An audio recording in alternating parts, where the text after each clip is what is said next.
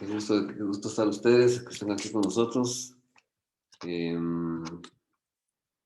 Vamos a platicar un poquito de este tema de hoy que es bastante trascendental. Vamos a seguir hablando, vamos a continuar con un contrato aquí que habíamos dejado en el tintero,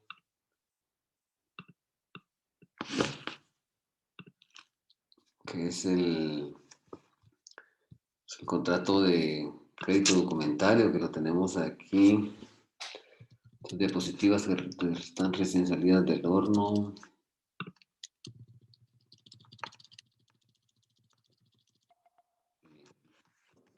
Es un crédito documentario, pues viene siendo una figura un poco parecida también a la apertura de crédito, un poco parecido también a lo que es la apertura de crédito, solo que este es un crédito, mientras que el otro es un crédito abierto. Este es un crédito que se maneja a través de una carta de orden de crédito, ¿verdad? Es un documento. Básicamente aquí la diferencia con los anteriores es que el acreditado, bueno, las figuras contractuales, pues también aquí tenemos el acreditante, va a poner a su disposición, va a contraer obligaciones por cuenta del acreditado. Aquí no le va a poner a disposición una suma de dinero como en las otras, así líquida. Si tiene un crédito para utilizar dinero, pero este sujeto del acreditado es el que va a, cuando contrate algún bien, algún servicio, quiera, entonces lo que va a hacer el acreditante va a asumir esa obligación por medio de la carta de crédito, asumirla, monetariamente. La lógica se puede establecer que no va a poder utilizar ese dinero en efectivo, extraerlo del propio acreditado, que es un banco acreditante, sino que simplemente utilizar ese crédito documentario para pagar obligaciones y para que el otro las asuma. Entonces, el acreditante se va a obligar, con relación a otra persona de una manera acreditado, a pagar o a contraer una obligación por cuenta de este y en beneficio de un tercer sujeto que se llama beneficiario, de acuerdo a los requerimientos del propio acreditado. Pues él va a determinar cuáles son las obligaciones que otro sujeto va a asumir. Y si nosotros analizamos un poquito someramente el artículo 758 del Código de Comercio, nos dice: por el contrato de crédito documentario, el acreditado se obliga frente al acreditado a contraer por cuenta de este una obligación en beneficio de un tercero y de acuerdo con las condiciones establecidas por el primer acreditado.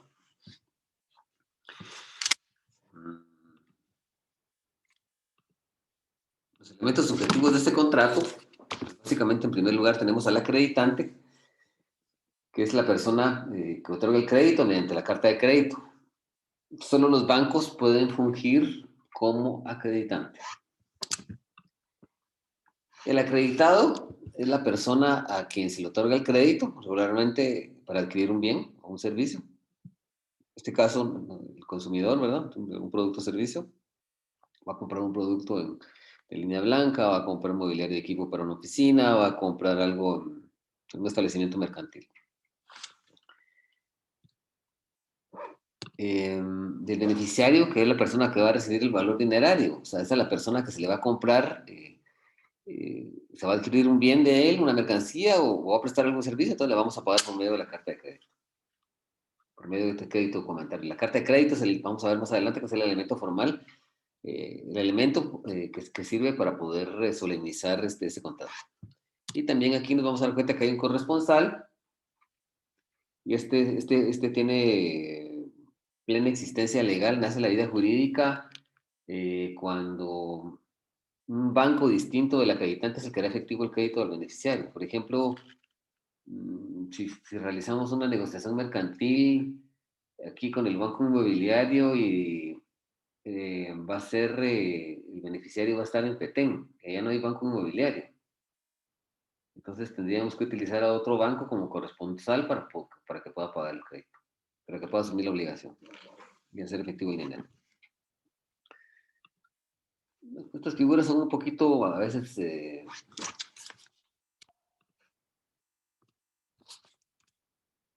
Pues, a veces nos confunden un poco, pero lo importante es que tengamos la facultad de poderlas discernir, ¿verdad? Adecuadamente. Creo que eso es lo importante. Bueno, entonces hablemos un poquito del elemento material de este contrato, ¿verdad? Y básicamente son las obligaciones de las que veníamos hablando. Nosotros vamos a adquirir, vamos a celebrar un negocio, vamos a adquirir mercancías, vamos a beneficiar con un servicio. Entonces lo que hacemos nosotros es eh, básicamente utilizar ese crédito para pagar. Entonces el elemento material, que es la prestación propia de este negocio jurídico, básicamente tenemos las obligaciones que el acreditante asume por cuenta del acreditado y que básicamente son en dinero efectivo, son las cantidades de dinero en efectivo que debe pagar por los servicios que el otro ha recibido y que ha, pues, las mercancías que se le han entregado. Y adicionalmente a eso, pues también tiene que pagar, porque no van a asumir un crédito así por así o una obligación así por así. Los intereses, los gastos y las comisiones. O sea, el interés, porque nos están financiando una obligación, es por el tiempo que nosotros vamos a tardarnos en pagar. Y adicionalmente los gastos que implican el desembolso de plaza a plaza o el desembolso en esta misma plaza. Y lógicamente que de esto va a haber eh,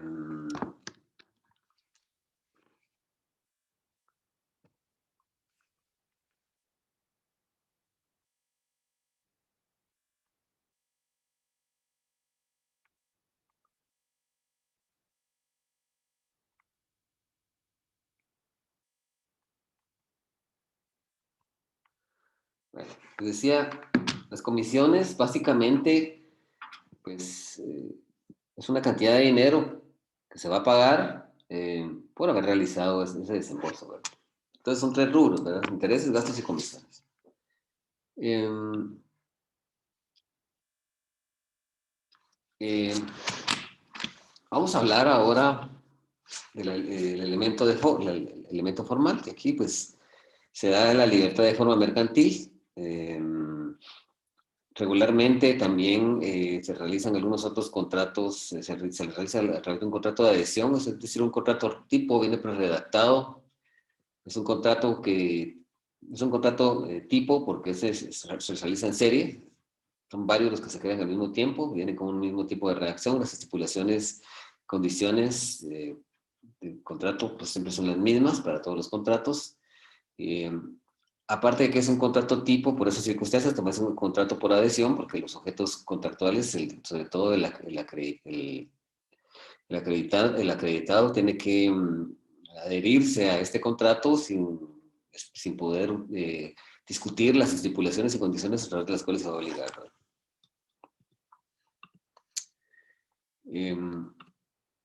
Vamos a analizar que este crédito documentario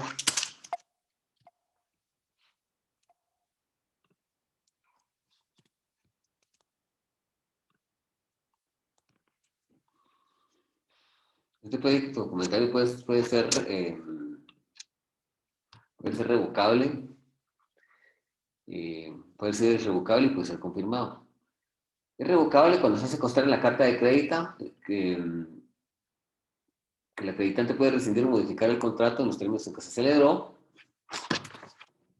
Y irrevocable cuando el banco no puede rescindir ni modificar los términos contractuales, ¿verdad? O sea, básicamente.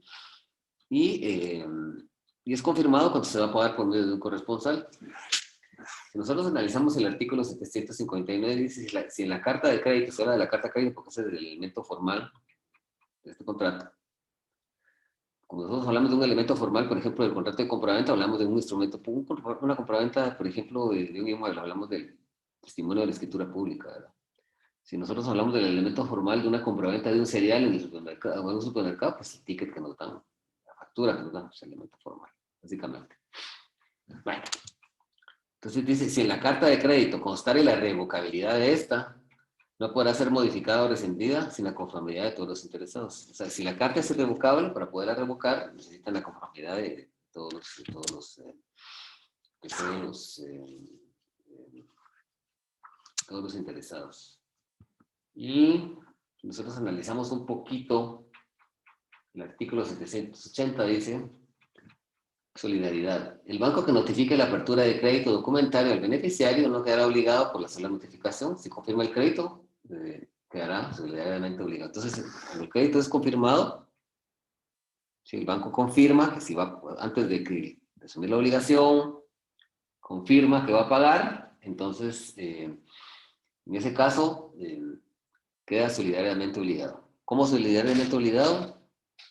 No es porque sea un derecho humanitario que deba solidarizarme con alguien en alguna situación de violación de derechos fundamentales o algo, sino, recuérdese que vimos la mancomunidad, vimos que la solidaridad es un tipo de obligación que se aplica para todas las obligaciones y contratos mercantiles sin excepción alguna, como una disposición general, y para que no se aplique la solidaridad en los contratos mercantiles, pues hay que pactar expresamente que no se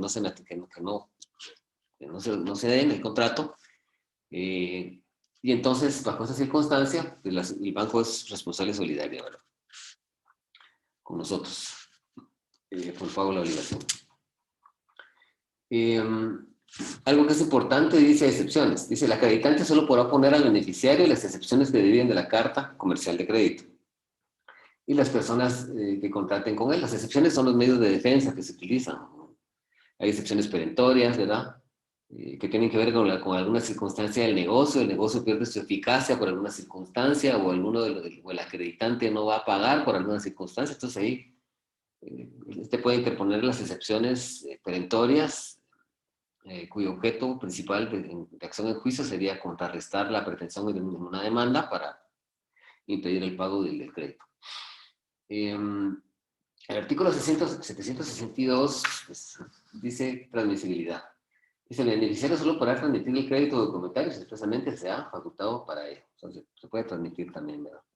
Si el banco, si el banco lo prácticamente permite, autoriza en una disposición contractual que pueda hacerse. Dice responsabilidad bancaria.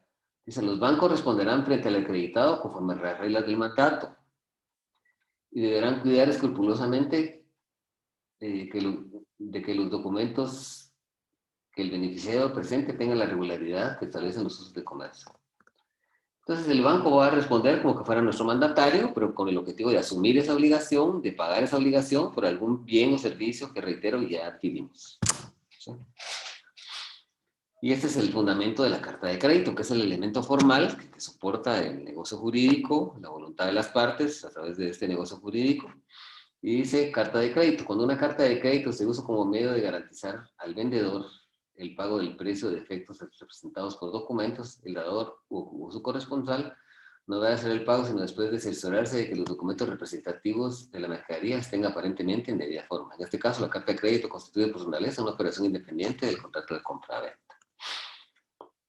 Y el plazo de este contrato, dice, si la carta de crédito no indica fecha de vencimiento, se entenderá que el crédito estará en vigor por 6 meses, contados a partir de la fecha de notificación al beneficiario.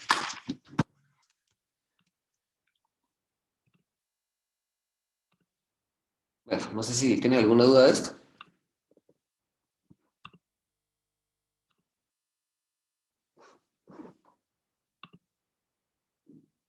No, Lick, gracias. Dice el Cepeda. Dice el Cepeda. Sí, Lick, buenas noches.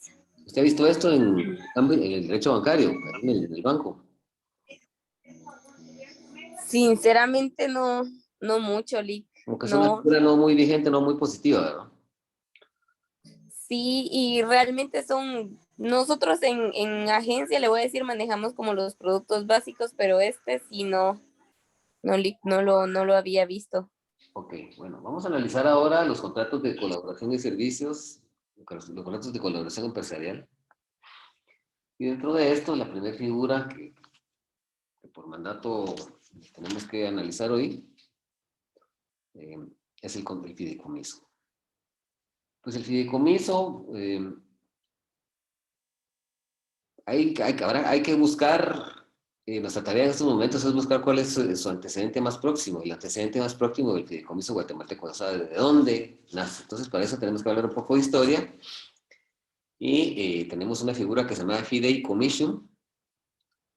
Pues es una figura del derecho romano antiguo, en donde pues el testador, ¿verdad? Un sujeto que testaba, que otorgaba un testamento, transmitía sus bienes a un heredero, que los serviría con la obligación de transmitirlos a un tercero. Es decir, el testador se los transmitía a un heredero, no para que a mí me transmiten una herencia, pues yo soy el único, ¿verdad? Pero aquí en este contrato el testador transmitía a un heredero y esta a su vez lo transmitía a un tercero. Así era como funcionaba el fideicomiso.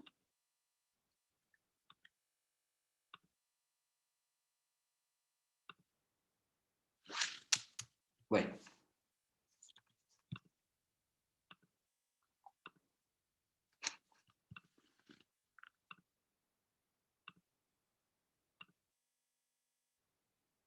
Bueno, este acto fundamentalmente tenía como fundamento, como base, la confianza mutua que había entre las partes. Es decir, las partes ya habían realizado algunos negocios. Entonces, de ahí venía esa confianza y por eso es que proviene, o sea, esta locución, perdón,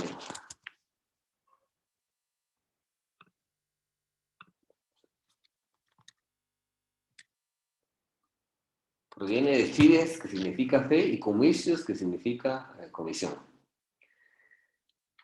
Bueno, al principio estuvo fuera del derecho vigente del romano, ¿no?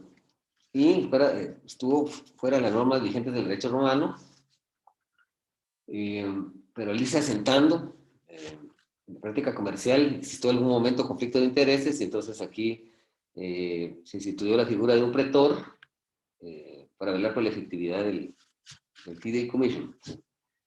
Habría que indicar, también recuerden ustedes, cuando analizamos la historia, hablamos de Roma, ¿verdad? En Roma había un jus gentium, un jus civile, y acuérdense que pues, cuando el derecho comercial nació ahí, pues, era parte del jus civile, también como el derecho criminal, como el derecho civil, como muchos otros. Y hay una característica del derecho mercantil, que el derecho mercantil es un derecho poco formalista, ¿verdad? Entonces, el jus civil era un derecho bastante solemne, con muchos requisitos solemnes, bastante que había que cumplir para que las figuras nacieran en la vía jurídica, había que realizar una serie de solemnidades, una serie de ritualidades ahí. Y entonces, pues el pretor en esa época interpretaba, pues, un momento, su momento era diagnosticar en qué momento había una negociación jurídica mercantil para darle el dinamismo, quitar las formalidades y darle ese dinamismo al derecho mercantil y permitir que no se le... Entonces, ese mismo pretor también funcionaba acá, ¿verdad? En caso de conflicto de interés.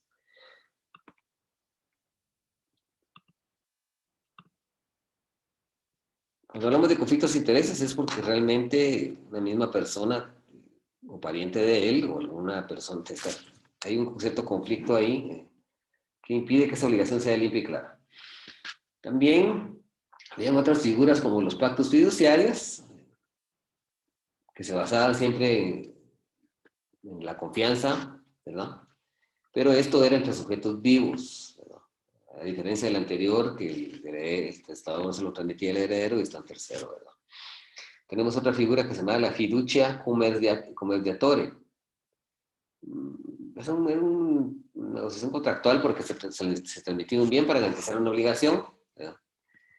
Si la obligación, pues si no se cumplía la prestación de la obligación, entonces lo que sucedía es que ese bien que estaba retenido, pues por ese bien, perdón, que era parte del... O sea, se transmite un bien para garantizar una obligación. Y si no se cumplía con la obligación, entonces el bien se podía vender o podía ser retenido, ¿verdad? También tenemos otra figura, que era la fiducia cum amico, que permitía pues trasladar el dominio sobre un bien en forma parecida al depósito, como dato, con el fin de que fuera devuelto oportunamente. Cuando nosotros estamos dando un bien en depósito, pues lo estamos dando a alguien que lo custodie y lo resguarde por un tiempo determinado y luego que lo devuelva, y el comodato, pues solo para que haga uso de él lo devuelva, ¿verdad?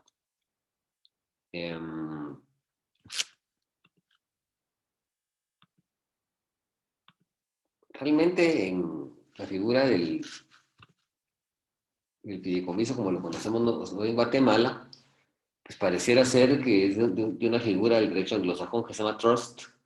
Pues ese sí es el que se considera el antecedente directo más próximo del fideicomiso que se practica en Latinoamérica y pues, lógicamente del que se practica en Guatemala. Este fideicomiso en Guatemala, pues ya en la constitución anterior, en la constitución de 1940 me parece, como se comenzó a regular eso.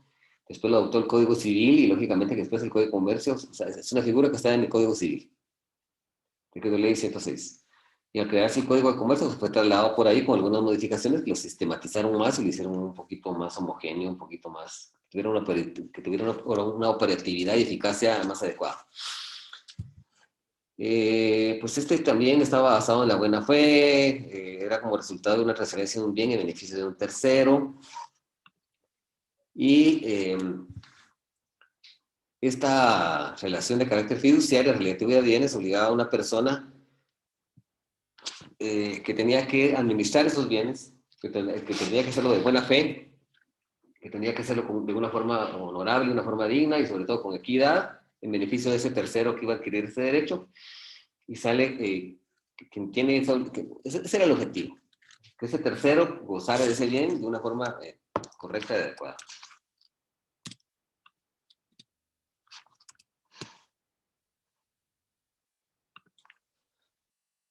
Como lo veníamos anunciando,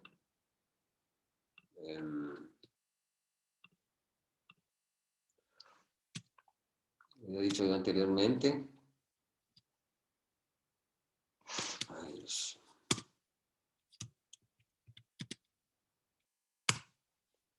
Guatemala pues surgió en Dios santo. En 1945, ¿verdad? En la Constitución de 1945, que era la Constitución de la Revolución del 44. Recuerden que ustedes que se derrocó a Jorge Ubico y después Ponce Baides fue el que se quedó en el poder, se convocaron elecciones y se eligió como presidente Juan José Ardela Bermejo. Y trajo una época muy importante, pues no solo en materia de políticas de Estado muy coherentes para la época, sino que también pues se ha creado un ordenamiento muy importante, ahí nace el Código de Trabajo, la ley de bancos que fungió desde esa época hasta el 2002. Es decir, la autonomía universitaria, la autonomía del deporte, muchas cuestiones muy importantes. Y a raíz de eso, en 1945, pues se legisla dentro de la Constitución el fideicomiso y ya al momento de crearse el decreto de ley 106, el Código Civil, pues ya se regula ahí el fideicomiso, como lo habíamos venido anunciando, y al emitirse el decreto 270, que es el de Código de Comercio, nuestro tercer Código de Comercio en el gobierno de Carlos Arana Osorio, pues ahí se reguló, entonces ya se derogó el Código Civil y ya quedó como un negocio eminentemente pues, mercantil y sobre todo de índole bancario.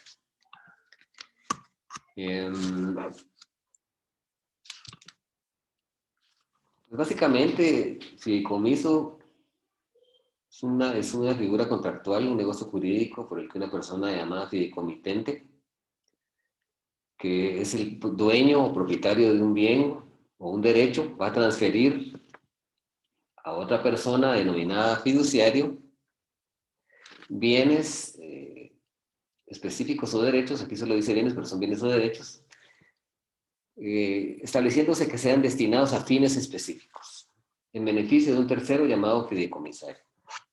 Si nosotros analizamos el artículo 766 Código de Comercio, este artículo establece que el fideicomitente transmite ciertos bienes y derechos al fiduciario afectándolos a fines determinados. El fiduciario solo los recibe con la limitación de carácter obligatorio de realizar solo aquellos actos exigidos para cumplir con los fines del fideicomiso.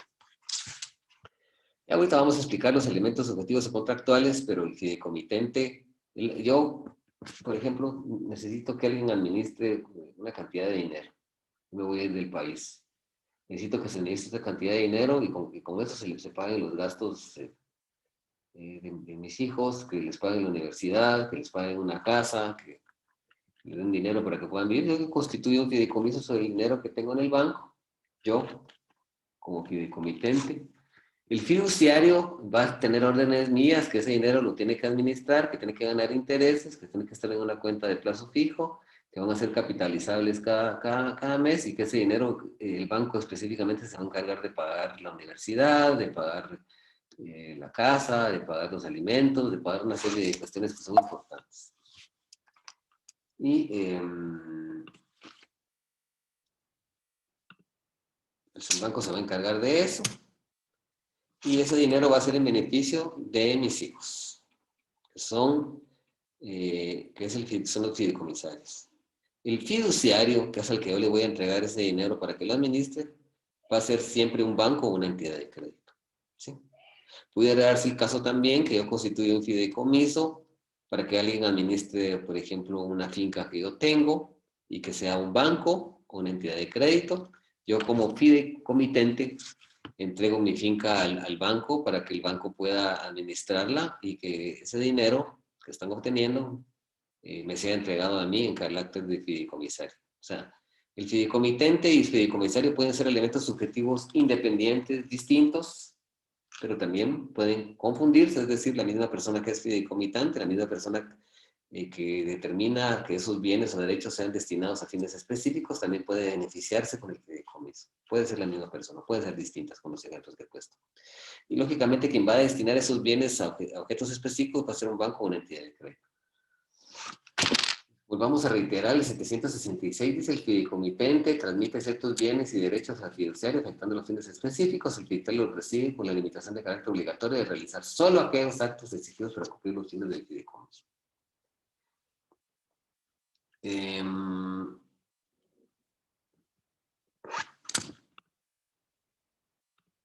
Vamos a hablar de las características del fideicomiso. Puede ser un acto unilateral o contractual. Ahorita vamos a analizar aquí, eso vamos a terminar. Es un acto unilateral porque el fideicomiso se puede constituir por contrato, puede instituirse por testamento. Nosotros analizamos el artículo 770 de esa Constitución. El fideicomiso puede constituirse por contrato. Eso no nos interesa por el momento, pero si interesa el segundo. Puede instituirse por testamento. Cuando se hace por testamento es un acto unilateral del testador, que en ese caso es fideicomitente. Es oneroso porque básicamente nosotros debemos entender que en este contrato pues pueden haber provechos, van a haber utilidades, pero también pueden haber pérdidas o detrimentos, ¿verdad? Es nominado porque la ley le asigna un nombre, es típico porque está regulado en la ley, es solemne, y este sí rompe con la libertad de forma mercantil, y cuando analizamos la característica de poco formalismo en el derecho mercantil, pues en esa oportunidad establecimos que una de las excepciones a esa característica pues era este contrato, pero también el de sociedad. Entonces es un contrato solemne, la ley establece requisitos. Decir que ya se pueda constituir en escritura pública y todos los demás requisitos que vamos a dar adelante ya se determina, ¿verdad?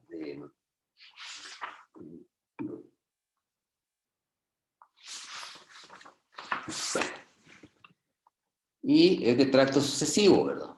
Porque se materializa a través de varias prestaciones periódicas en el tiempo. No es de tracto único como la compraventa al contado, etcétera, sino que es de tracto único, de tracto sucesivo. Es decir, se materializan varias prestaciones que se van cumpliendo en el tiempo. Es decir, las prestaciones que va ejecutando el banco fiduciario en favor del fideicomisario, ¿verdad? Y es consensual porque se perfecciona con el consentimiento, pero también, aparte de que sea un acto unilateral, también puede ser un acto contractual. Analizamos el 770, dice: fideicomiso puede constituirse por contrato. Vamos a ver más adelante que también puede constituirse por medio de un documento privado, ¿verdad? Cuando es un fideicomiso de inversión a la luz de la ley de mercado de valores y mercancías.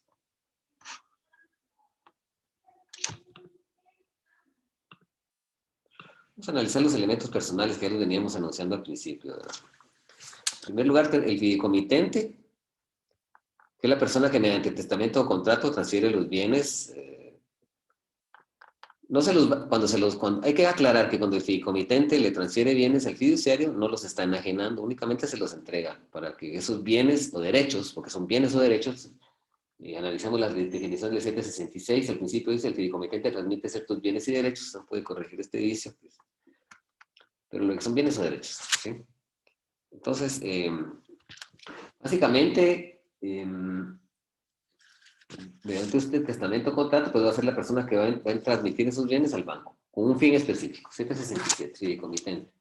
Entonces, el fideicomitente debe tener capacidad legal para enajenar sus bienes. Que tiene la capacidad legal para enajenar sus bienes es la que tiene capacidad para contratar y para obligarse, y los que tienen capacidad para contratar y obligarse tienen que ser mayores de edad, a la luz del artículo 14 del Código Civil. El fideicomitente debe tener capacidad para legal para enajenar sus bienes, y el fideicomisario para adquirir el provecho del fideicomiso. El que no puede heredar por incapacidad o por indignidad no puede ser fideicomiso de un fideicomiso testamentario. O sea, aquellas...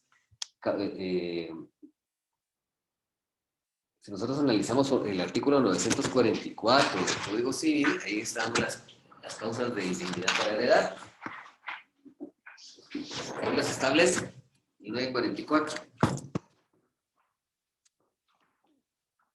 Y ese artículo estipula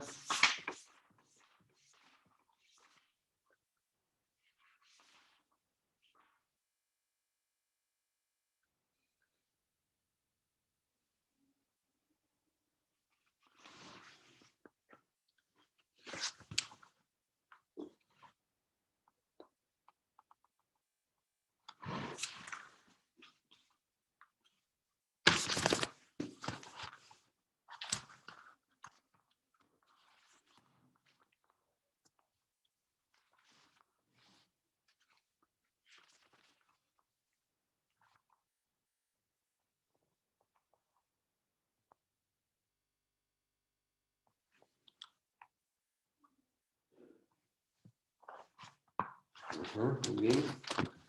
924. Bueno, dice: incapacidades para heredar por indignidad. Estos son artículos taxativamente establecidos en el Código Civil, a través de los cuales no se puede heredar porque se considera indigno el sujeto que esté ahí. Dice: el que haya sido condenado por haber dado, mandado o intentado dar muerte a la persona cuya sucesión se trate, o a los partes, hijos, cónyuge, conviviente, herederos hermanos de esta causa de indignidad subsistirá no obstante la gracia acordada al criminal o prescripción de la fe. El heredero mayor de edad, que siendo sabedor de la muerte violenta del autor de la sucesión, no la denunciara a los jueces en el término de un mes, cuando su heredero no se hubiera procedido de oficio. Si los homicidios fueren ascendentes y descendientes, cónyuges o convivientes de hecho o hermanos del heredero, se hará esta obligación de denunciar. El que voluntariamente acusó al autor de la herencia de un delito que merezca por lo menos la pena de 1 año de prisión. El condenado por adulterio con el cónyuge causante, el pariente, hay una inconstitucionalidad, pero no recuerdo cuál de estos. Mañana les averiguo y les cuento. No tengo un código donde está esto, pero no lo tengo aquí exactamente. Dice: el condenado por adulterio con el cónyuge causante. Eso ya está, eso es derogado, eso se derogó. Esa figura del concubinato ya no existe. Eso ya no se puede aplicar, está derogado. Se derogó el concubinato, bueno. Era un tipo penal por medio del cual, pues, una persona, pues, que estaba casado llevaba como concubina a otra persona que no era su esposa, ¿verdad? El delito de concubinato. Dice: el pariente del autor de la herencia, si habiendo estado demente, abandonado, no cuidó de él, de recogerlo, de asilarlo a un establecimiento público, si hubiera podido hacerlo. El padre de la madre que haya abandonado a sus hijos menores de edad, o que los haya corrompido, tratado de corromper, cualquiera que sea la edad de los hijos. El que con dolo o coacción obligara al testador a hacer testamento, o a cambiarlo o a revocarlo. El que por iguales medios impidiere a otro hacer testamento o revocar el que tuviera hecho, o suplantare, ocultare o alterare otro testamento posterior. El que ejerciere violencia sobre el notario o testigos para impedir el otorgamiento del testamento, o para conseguir que se teste a su favor o a favor de otra persona. Esas son las causas de indignidad. Entonces, cuando se dan esas causas, si se constituye un testamento, ojo con eso. El fideicomiso se constituye por contrato, ¿sí? La lógica no se puede establecerlo así, y se instituye por testamento, ojo con eso, ¿sí? Es muy importante. Entonces, el que no pueda heredar por indignidad, por incapacidad también, ¿verdad? No pueden ser fideicomisarios de un fideicomiso testamentario. Dice, por los menores incapaces obstantes pueden constituir fideicomisos sus representantes legales con autorización judicial y puede también constituirse por abogado con facultad especial.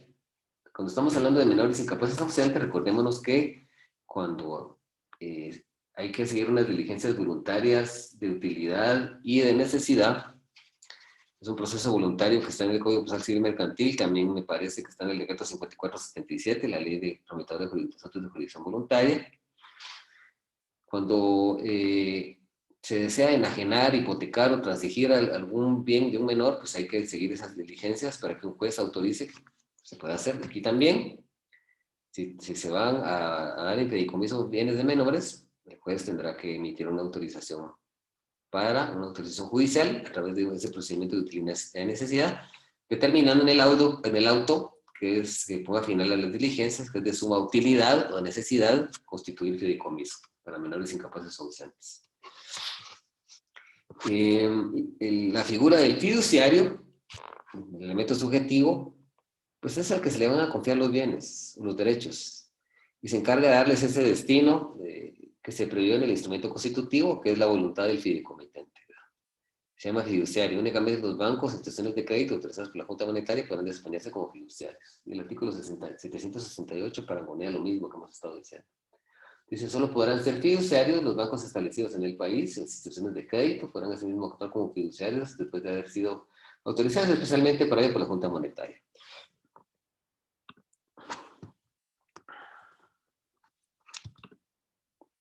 El fideicomisario, que es la persona que resulta beneficiada con el fideicomiso, es quien se beneficia con el fideicomiso, con la ejecución del fideicomiso, artículo 769 dice. Fideicomisario puede ser cualquier persona que en el momento que de acuerdo con el fideicomiso le corresponde entrar a beneficiarse del mismo y que tenga capacidad para adquirir derechos. No es necesario para la validez del fideicomiso que el fideicomisario sea individualmente designado en el mismo, siempre que en el documento constitutivo del fideicomiso se establezcan normas o reglas para su determinación posterior. O sea que no es necesario, cuando se constituye el fideicomiso, que nosotros digamos expresamente en ese momento del otorgamiento de ese contrato, dentro de la escritura pública o dentro del testamento, quién va a ser el fideicomisario. Pero siempre es importante al establecer una normativa que contenga ciertas estipulaciones, reglas o pistas para establecer que se pueda determinar quién va a ser el fiduciario, pero posteriormente, en el futuro, ¿verdad?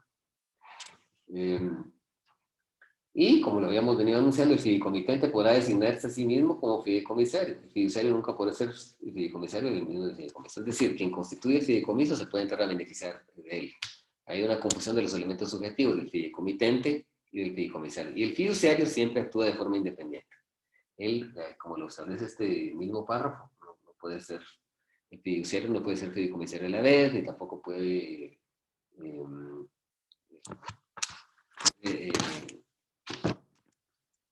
ocurrir este tipo de situaciones.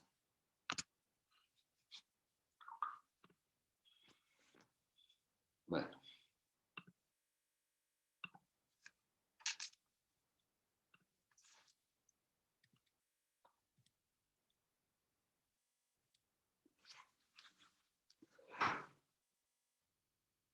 Entonces, el fideicomiso se puede constituir, puede instituirse, ojo con eso, con la palabra instituirse, porque solo se puede instituir por testamento, no se puede instituir por contrato, ojo con eso. Puede instituirse por medio de testamento o constituirse por medio de un contrato o otorgarse por medio de contrato. Es necesaria siempre la escritura pública, ¿verdad? Para que se considere que no es la vía jurídica. Y solo en el fideicomiso de inversión de la ley de mercados y valores se puede constituir por medio de documento privado, ¿verdad?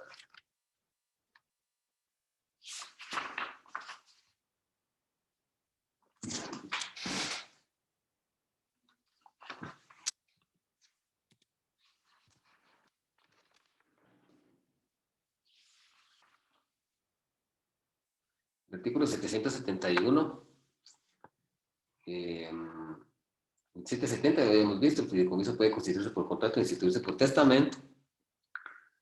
Y el 771 estipula que el contrato de fideicomiso debe constar en escritura pública, en el acto de suscribirse, debiendo constar la aceptación del fiduciario en el mismo acto y consignándose en el documento el valor estimativo de los bienes. Los jueces de primera instancia del ramo civil, a solicitud de parte, con opinión favorable del Ministerio Público, podrán constituir fideicomisos en los casos en que por ley pueden designar personas que se encarguen de la administración de bienes, en caso de la tutela y protutela, ¿verdad? El fiduciario nombrado judicialmente solo será administrador de los bienes. Dice inventario de avalúo, reconocida la legitimidad del testamento en que se establezca el fideicomiso, se efectuará un inventario y el avalúo de bienes fideicometidos con expresión del fiduciario. El 773 dice designación innominada. Si en el testamento no se designa nominalmente el fiduciario, pues nombrará el que proponga el fideicomisario y en su defecto ofrecerá la designación. O sea, ¿qué sucede cuando no se indica quién va a ser el fiduciario? Cuando no se designa de una forma concreta en el contrato. Entonces el juez va a proponer al que el fideicomisario, que es el que se va a beneficiar de este contrato, si el beneficiario de este contrato proponga, y en su defecto el juez va a hacer la designación. Dice varios fiduciarios. Puede designarse uno o varios fiduciarios, en este último caso podrán actuar conjuntos sucesivamente de acuerdo con la expresión del documento constitutivo. O sea, pueden ser varios bancos los que se encarguen de la administración o varias entidades de crédito. Y de ahí dice facultades especiales. El fiduciario podrá realizar todos los actos que sean necesarios para el cumplimiento de los fines del fideicomiso, pero para donar, vender, grabar los bienes fideicometidos se requiere facultad expresa que conste en el documento de depósito. Se tiene que haber sido facultado por el fideicomitente para que pueda donar, vender o grabar, ¿verdad? Dice, si la ejecución del fideicomiso se hiciera imposible o manifiestamente desventajosa, sin enajenar o grabar los bienes, y el fiduciario no estuviera expresamente facultado para ello, para solicitar autorización judicial. Si para poder cumplir con el fideicomiso es necesario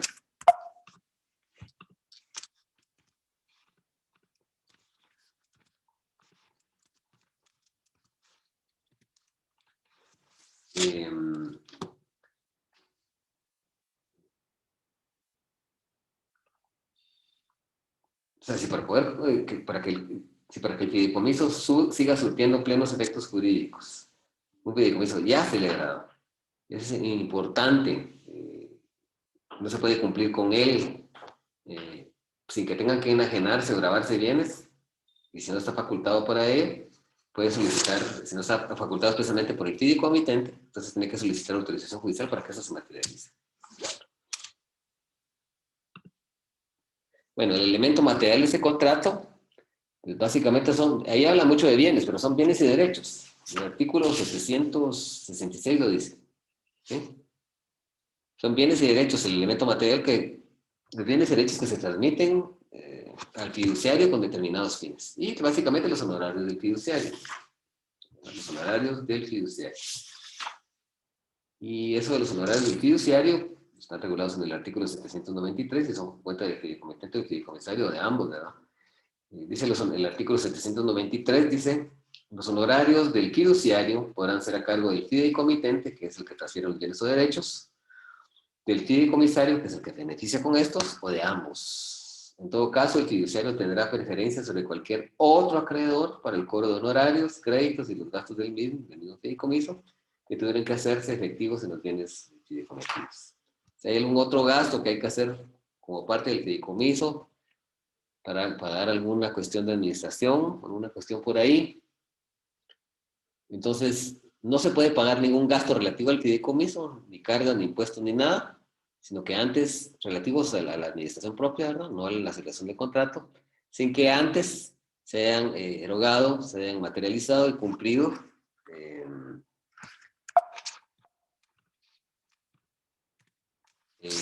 con pagar los honorarios del fiduciario.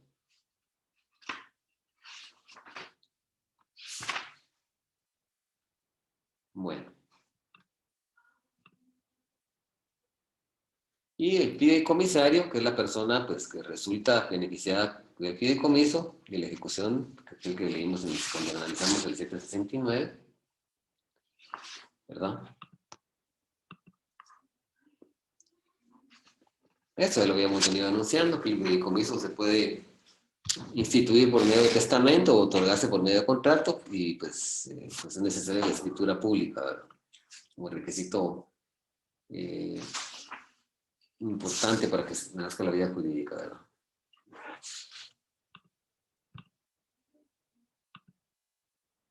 Bueno, ¿qué clase de fideicomiso hay? Tenemos un fideicomiso de garantía, que este se instituye, que los bienes que le vamos a dar al fiduciario son para garantizar una obligación en favor del fideicomisario. Hay una obligación, vamos a destinar, que hay una obligación preexistente, un crédito, entonces vamos a destinar esos bienes para garantizar esa obligación, ¿sí? En favor de un tercero que es el fideicomisario. El fideicomisario va a ser mi deudor. Entonces va a recaer sobre bienes inmuebles y pues es más fácil que la hipoteca, porque el procedimiento para ejecutar la garantía es más sencillo que la hipoteca. No hay que irse a un juicio ejecutivo ni nada, sino que es más rápido. Revisamos el 791, dice fideicomiso de garantía. Si se tratara de fideicomisos de garantía en caso de incumplimiento del deudor, escuchen esto, dice, el fiduciario podrá promover la venta de bienes entre los bienes fideicometidos en pública subasta ante notario, siendo nulo todo pacto que autoriza al fiduciario a entregar los bienes al acreedor en forma distinta. Las operaciones bancarias con garantía de fideicomiso se asimilarán a los créditos con garantía real. El fiduciario de un fideicomiso de garantía debe ser una persona distinta del acreedor. Entonces, en este caso, si lo estoy dando el fideicomiso de garantía, bienes para que se garanticen una obligación de un acreedor, entonces lo que va a suceder aquí es que ya no vamos a ir a un juicio ejecutivo, ya no vamos a ejecutar la obligación, sino que simple y sencillamente anunciamos en el diario oficial que va a haber una pública subasta y se subasta ante notario sin necesidad de cualquier otro trámite posterior.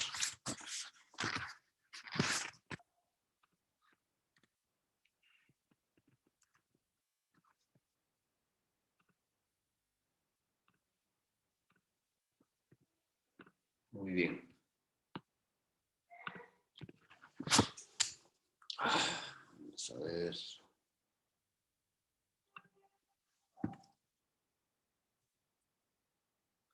El fideicomiso de administración, que es el fideicomiso, su objetivo es administrar un bien. El caso que poníamos de la finca al principio, ¿verdad? Va a otorgar contratos de arrendamiento, cobrar rentas, pagar impuestos, tomar medidas de conservación de bienes, etc. O sea, yo le puedo dar en mi fideicomiso una finca, se encargan de vender, de comprar vacas, de producto de la leche, pues venderlo, administrarlo, producto de las cosechas, el producto de lo que hay ahí, administrar la finca, ¿sí? Pagar impuestos sobre la renta, pagar al personal, a los trabajadores, al capataz, a los corraleros, a toda la gente de ahí, ¿verdad?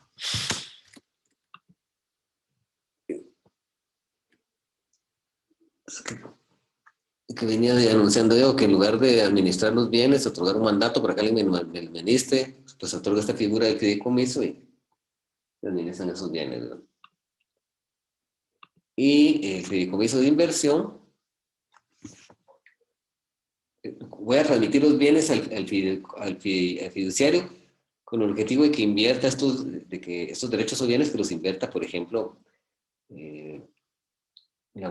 crea una inversión sobre ellos. Por ejemplo, yo le puedo dar dinero a él en calidad al banco, en calidad de fideicomiso, para que invierta ese dinero y que con él pueda, por ejemplo, adquirir acciones de una sociedad, o que pueda adquirir algunos otros derechos de rentabilidad, o en todo caso le puedo dar acciones de sociedad mías como socio de alguna entidad para que las invierta, para que las ponga, les coloque en la bolsa y tengan un mayor rendimiento. Esa es la inversión. Esto lo vamos a dejar para después, vamos a seguir explicando aquí. No sé si el licenciado Jorge quisiera hacer alguna acotación de esta figura contractual. Buenas noches, Lic. No, licenciado, no quiero ver nada. Giselle, ¿usted ha visto alguna vez algún fideicomiso en su banco? No, Lic, para nada. Ah, Sí. he visto muchos de Banco Rural, del Banco Industrial también he visto algunos. Bueno, vamos a seguir analizando el código. Bueno, el artículo 776 dice efectos contra terceros.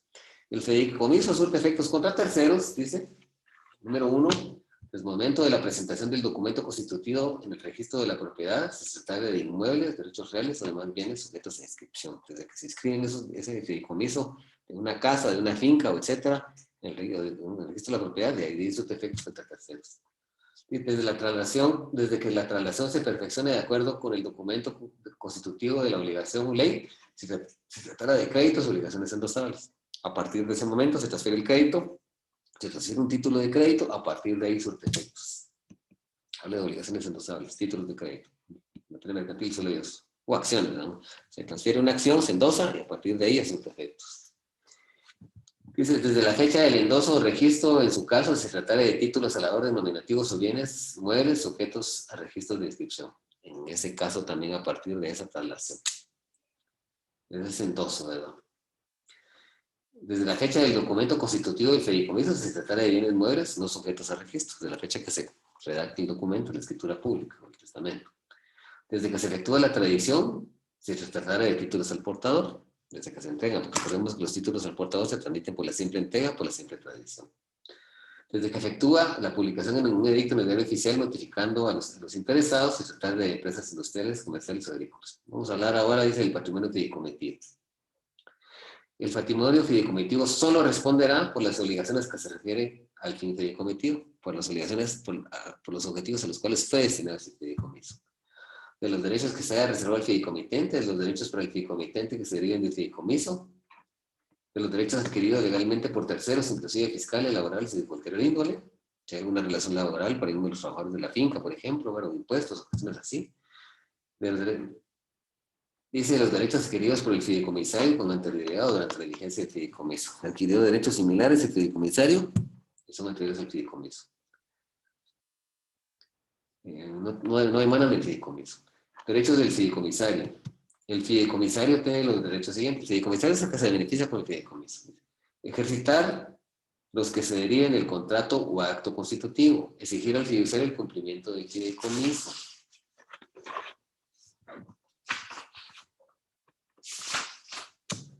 Pedir la remoción del fiduciario por las causas señaladas en el artículo 786 de este código. Ya vamos a analizar el 786, las causas de remoción. Impugnar los actos que el fiduciario realice de mala fe o infracción de las disposiciones que rijan el fideicomiso y exigir judicialmente que se restituya al fiduciario los bienes que, como consecuencia de estos actos, hayan salido del patrimonio fideicomitivo. Revisar en cualquier tiempo, por medio de la persona que designe los libros, cuentas y comprobantes del fideicomiso, así como mandar a practicar auditoría. 779, ausencia del fideicomisario. Dice, cuando no exista fideicomisario determinado, corresponderá al Ministerio Público los derechos a que se refiere el artículo anterior. Eso quiere decir que cuando no se ha nombrado, cuando se señalan pistas, normas o reglas para poderse nombrar en el futuro, quién se va a beneficiar del fideicomiso si es que hubieran actos inmediatos de beneficio. Entonces va a ser el Ministerio Público, pero no el Ministerio Público como elemento subjetivo procesal, ente encargado de la acción penal, de materializar la acción penal, ¿sí? Y que está todo debidamente cuestionado en estos tiempos, su legitimidad y un montón de situaciones, ¿verdad? No es el ente fiscal encargado de la persecución penal, quien ejerce la acción penal, quien ejerce el poder punitivo del Estado, ¿verdad? De una forma selectiva, que es la máxima aberración del derecho penal en contra de un ser humano, ¿verdad? Pues básicamente cuando hablamos del Ministerio Público estamos hablando de la Procuraduría General de la Nación con base al decreto 25-127, del que se establece que cuando se escuche el término, lo que son leyes anteriores el decreto 270, el decreto ley 106, el decreto ley 107, pues nacieron antes del decreto 51-122, que entró en vigencia me parece que en junio de 1993, cuando entró en vigencia el Código Procesal Penal, y cuando se escucha ese término, pues debe entenderse que es Procuraduría General de la Nación, ¿verdad? Dice abuso de fiduciarios. Acuérdense que el fiduciario es el que administra el fideicomiso, que tiene que ser un banco o una entidad de crédito. Si el fiduciario enajenar quiere decir entregar algo de mi patrimonio ajeno a otra persona perdiendo la plena propiedad de él, ¿verdad? O grabar sin poner una carga sobre un bien, hipotecarlo, una prenda, su fruto, algún otro gravamen, ¿verdad? Si el fiduciario enajena una anotación de embargo, de arraigo, etc., no, arraigo no de embargo, anotación de demanda, etc., un embargo con carácter de intervención también podría ser. Si el fiduciario enajena o grava los bienes en abuso de las facultades que le otorgue el contrato o el acto constitutivo, es decir, realiza actos que no están en el fideicomiso en abuso y con arbitrariedad plena de lo que le fue encomendado por el fideicomitente. Dice el fideicomitente o el fideicomisario, dice, podrán exigir, si el fiduciario enajena o grava bienes en abuso de las facultades que le otorga el contrato del acto constitutivo, el fideicomitente o el fideicomisario, también en abuso de lo que él le ordena, dice, podrá exigir que responda a los daños y perjuicios derivados de la negociación, así como promover su remoción y la imposición al fiduciario de las demás acciones que correspondan. Daños y perjuicios, que básicamente es una indemnización por un perjuicio que se produzca por ejecutar actos que no, por los cuales no está autorizado, no solo contractualmente, sino por el fideicomitente y fideicomisario, sino que también se puede promover su remoción y hay otras acciones que puedan corresponder, si fueran de otra naturaleza, no sean administrativas o penales, que están aquí determinadas. Dice, el fiduciario debe identificarse. El fiduciario debe declarar que actúa en esa calidad en todo acto o contrato que otorgue en ejecución del fideicomiso. Dice inembargabilidad. Dice, los derechos que el fideicomisario pueda tener en fideicomiso no son embargables por sus acreedores, pero sí son los frutos del que el comisario recibe de fideicomiso. Acuérdense que los bienes que recibe el fiduciario no son propiedad de él. No, se le fueron confiados, fueron transferidos, pero no enajenados. Porque esos bienes o derechos, ese dinero que se le entregó, una casa que se le entregó, etcétera, lo que se le ha entregado, pues él básicamente esos bienes los recibe con el objeto de destinarlos a fines específicos. Entonces, sus acreedores no le pueden embargar esos bienes. Pero los honorarios que a la luz del artículo 793 recibe, eso sí se le puede embargar. Eso sí. Dice, podrán anotarse los bienes fideicomitivos con el objeto de gozar de preferencias sobre los derechos de las personas que consiguen el artículo 788 de este código, los que habíamos analizado, al extinguirse el fideicomiso. Cuando se trata de bienes no objeto de registro, el fiduciario deberá extender constancia del entregado para tenerlo presente en el momento de la liquidación. Derechos del fiduciario. El fiduciario tiene los derechos siguientes, dice, que es el banco de entidad de crédito. Ejercitar las facultades y efectuar todas las erogaciones que requieran para el cumplimiento del fideicomiso, usar las limitaciones que establece la ley o que tengan el documento constitutivo. Dice, ejercitar las acciones que puedan ser necesarias para la defensa del patrimonio fideicometido. Dice, otorgar mandatos especiales con representación o con relación al fideicomiso. Percibir la remuneración por sus servicios, cobrar preferentemente su remuneración de los ingresos del fideicomiso. Además que sean necesarios para el cumplimiento del fideicomiso. Dice inversiones. Salvo autorización expresa en contrario, dada por el fideicomitente, que es el que transfiere bienes. Dice, salvo autorización expresa salvo autorización expresa en contrario, dada por el fideicomitente en el documento constitutivo, el fiduciario únicamente podrá hacer inversiones en bonos y títulos de crédito de reconocida solidez emitidos o garantizados por el Estado, las entidades públicas, las instituciones financieras, los bancos que operan en el país y las empresas privadas, cuyas emisiones califique como de primer orden la Comisión de Valores. O sea que el fiduciario puede hacer ese tipo de inversiones, salvo que se lo haya prohibido expresamente el fideicomitente en el contrato. Ese es el espíritu de ese artículo. Dice obligaciones del fiduciario. El fiduciario tiene las obligaciones siguientes. Dice, ejecutar el fideicomiso de acuerdo con su constitución y fines. Desempeñar su cargo con la diligencia debida y únicamente podrá renunciar por causas graves que deberán ser calificadas por un juez de primera instancia. Eso es una arbitrariedad absoluta. Porque ese es un bonito punto de tesis. ¿Cuáles son esas causas graves que debe calificar el juez? ¿En base a qué las va a calificar? ¿Con base a qué cuerpo normativo? ¿Con base al contrato? Pues ahí había que estipularlas, ¿verdad? Porque aquí no están. En todo caso, es una deficiencia de la ley. Dice, tomar posesión de los bienes fideicometidos en los términos del documento constitutivo y velar por la conservación y seguridad. Llevar cuenta detallada de su gestión en forma separada de sus demás operaciones y rendir cuentas e informes a quien corresponda, por lo menos anualmente o cuando el fideicomitente o fideicomisario se lo requiera. Los demás inherentes en la naturaleza de su encargo. Dice remoción del fiduciario. El fiduciario va a ser removido en bajo las siguientes estipulaciones. Si no cumple con las instrucciones contenidas en el documento constitutivo del fideicomiso. Si no desempeña a su cargo con la diligencia debida, es decir, con el debido cuidado, con el debido honor, con la debida diligencia, cumpliendo también los fines del fideicomiso. Si se aparta del fideicomiso de forma arbitraria, llega haciendo actos en intereses propios o en intereses ajenos al fideicomisario, que es el que beneficia el fideicomiso.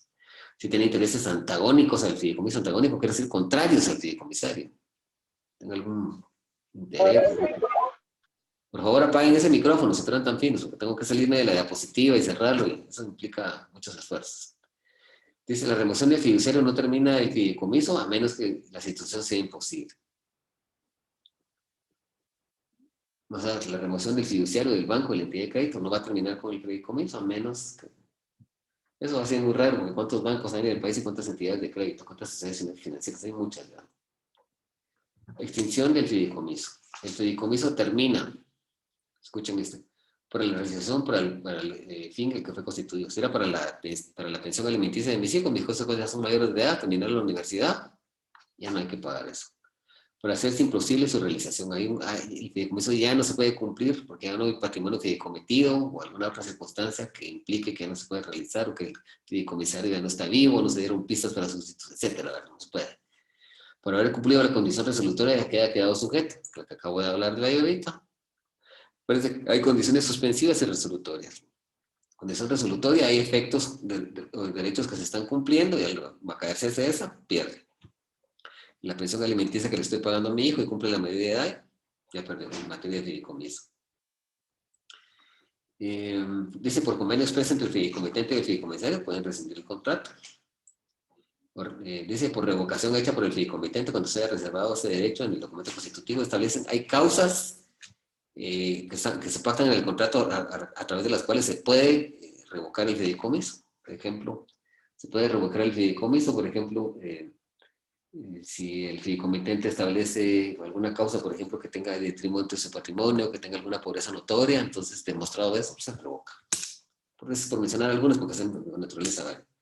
Dice, por renuncia, no aceptación o remoción del fiduciario, si no fuera posible sustituir, muy difícil eso, lo digo, ahora en estos tiempos. Y escuchen esto, dice, por transcurrido el plazo máximo de 25 años, a menos que el fideicomiso sea para un incapaz, enfermo incurable o institución de asistencia social. O sea, el plazo del fideicomiso es de 25 años. Es de 25 años, no puede ser mayor de eso.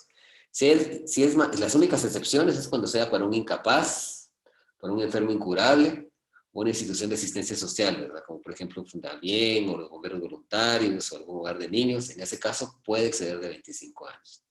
Y por sentencia judicial, a través de un juicio plenario de conocimiento, que determine que debe cesar el fideicomiso. ¿Cuáles son los efectos de la extinción? Dice, al terminar el fideicomiso, los bienes del mismo que tengan en su poder el fiduciario deberán ser entregados a quien corresponda. Tiene que haberse previsto eso. Tienen que ser entregados de regreso al fideicomitente, ¿verdad? Según las disposiciones del documento constitutivo de sentencia judicial, el documento constitutivo tiene que establecer que se entreguen de regreso al fideicomitente o pues, hay una sentencia judicial que también establezca a quién se le deben entregar, ¿verdad? O a sus herederos, ¿verdad? Dice el fideicomitente a sus herederos en los casos señalados en el artículo 2, 3, 4, 5, 6 del artículo 187 que acabamos de analizar, ¿verdad? Y al fideicomisario en los casos de los artículos 1 y 7. Dice nulidad del fideicomiso. Son nulos los fideicomisos constituidos en forma secreta. No se pueden hacer fideicomisos en forma secreta porque tienen que constar en escritura pública o en testamento. Entonces, si se hacen en forma, si no se solemnizan de esa forma, entonces son nulos. Dice aquellos en los cuales el beneficio que se otorga a diversas personas, estamos hablando de los fideicomisarios, los que se benefician del fideicomiso, y vamos a retrotraer la lectura para comprenderlo mejor. Aquellos en los cuales el beneficio se otorga a diversas personas sucesivamente que deben sustituirse por muerte del anterior, salvo que la situación se efectúe a favor de personas vivas concedidas a la muerte del fideicomitente. O sea, no puedes transferirse a la muerte de una persona que muere un fideicomisario y que se le entrega a otro, muere este fideicomisario y se estipula que se le entrega, eso no se puede. Se puede transferir, permitir que el fideicomisario se lo traslade a otro fideicomisario, pero establecido claramente el fideicomiso, pero entre personas vivas, no personas que ya murieron, que van a morir. El plazo mayor del legal, habíamos dicho que el fideicomiso, ¿qué pasa si se otorga un fideicomiso que no es de un incapaz, que no es de un enfermo incurable, o una institución de asistencia social por más de 25 años? Pues aquí, la respuesta es aquí. Los fideicomisos constituidos por un plazo mayor de 25 años serán válidos, pero su plazo se entenderá reducido al máximo legal. Cuando se designe fideicomisario de una entidad estatal o una institución de asistencia social, cultural, científica o artística con fines no lucrativos, a un incapaz o un enfermo incurable, el plazo de fideicomiso podrá ser indefinido. Aparte de que sea de 25 años, puede ser indefinido. Escuchen esto. 25 años. Pasa de 25 años cuando es para un incapaz, enfermo incurable, institución de asistencia social, y cuando puede ser por tiempo indefinido, cuando es una institución de asistencia social, una entidad estatal, ¿verdad? Una entidad, un ministerio de Estado, un organismo de la organización centralizada, como el INGUAT, como el INTA, etcétera, cualquiera de esos, como una institución de asistencia social, y ahorita no existe. Cultural, sí, creo que sí. Una institución de asistencia social, científica, cultural, artística, con fines no lucrativos, o única cosa vincular, ahí puede ser de plazo indefinido. ¿Sí? Y el fideicomiso de garantía, eso lo habíamos leído, impuestos. Algo como que es muy importante es que el contrato de fideicomiso no está sujeto a ningún impuesto. Tanto el documento como constitutivo como trasladación de bienes al fiduciario para que los destine a fines específicos determinados por el fideicomisario, por el fideicomitente, perdón, no están sujetos a impuestos. Y eso lo parangonea, lo establece el artículo 792, que dice: el documento constitutivo de fideicomiso y la trasladación de bienes en fideicomiso al fiduciario serán libres de todo impuesto, igualmente quedará exonerada de todo impuesto la devolución de los bienes fideicomitidos al fideicomitente, la terminación del fideicomiso. Es el contrato o acto por el cual el fiduciario traspase o enajene bienes inmuebles al fideicomisario o a terceros, quedará sujeto a todos los impuestos que estuvieran vigentes a la fecha del acto contrato, pero en este caso, en caso de fideicomisos testamentarios, en lo que se refiere al inmueble, el impuesto se dará según el parentesco del fideicomitente con el respectivo fideicomiso. ¿Cómo vamos a explicar eso? O sea, cuando se traspasan o enajenan bienes, ya que son a favor del fideicomisario, por objeto del fideicomiso, ¿sí?, que ya sean de una transmisión final que le queden a él, pues en ese caso sí se van a pagar impuestos, que va a ser el impuesto al valor agregado, ¿verdad? En los fideicomisos testamentarios se va a pagar el impuesto de herencia, legados y donaciones. Eso es el que se va a pagar. Entonces, si tienen alguna duda ustedes del fideicomiso.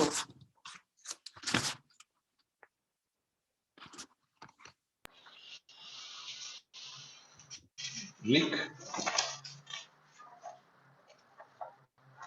yo tengo una duda. ¿Sí? Fíjese que hay algo aquí que está como contradictorio, o yo no lo estoy entendiendo bien. Ajá.